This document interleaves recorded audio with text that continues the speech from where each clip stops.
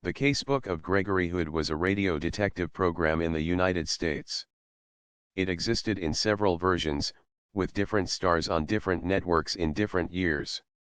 John Dunning summarized the show's premise as follows: with his sidekick Sanderson, Sandy, Taylor, Hood traveled the world seeking artifacts for his import house.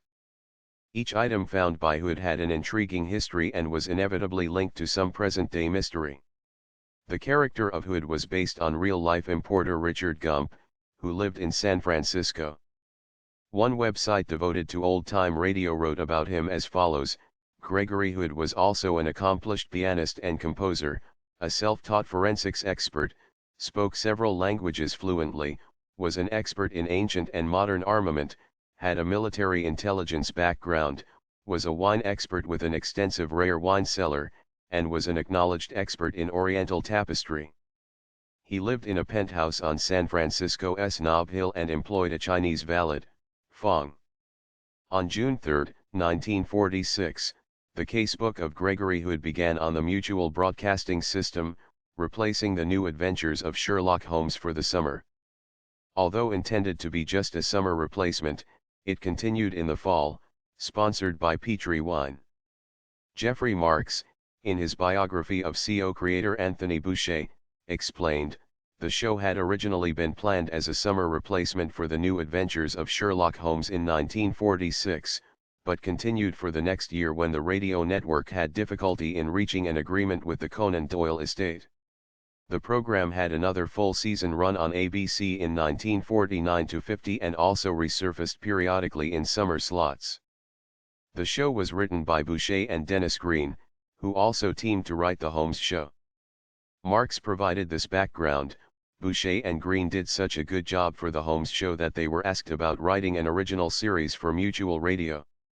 Just as TV airs reruns during the summer, radio shows gave their actors a summer hiatus of 13 weeks.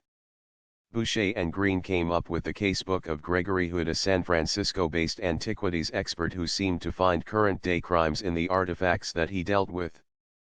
The Casebook of Gregory Hood was nearly identical to the New Adventures of Sherlock Holmes in its opening, same sponsor, same announcement, same narrator frame for storytelling, and the same music. The narrator stopped by to visit Gregory either in his office or home, and the story was told by Hood. Book reviewer Bertil Falk noted that the technique Boucher and Green used had deep roots in storytelling. He wrote, the structure was of a very ancient kind, a frame story where Gregory Hood and his friend tell Harry Bartell a story from the Casebook of Gregory Hood. It is a literary method well known from the Arabian Nights and much older than that, since it was used in the Sanskrit work Panchatantra more than 2,000 years ago. Others who had the leading role later were Elliot Lewis, Jackson Beck, Paul McGrath, Martin Gable, and George Petrie. Sidekick Sanderson Taylor was portrayed at various times by Art Gilmore, Carl Harbord, William Bakewell, and Howard McNair. Changes in stars, time slots, and networks undoubtedly hindered the show's success. Boucher indicated his dissatisfaction in some personal correspondence.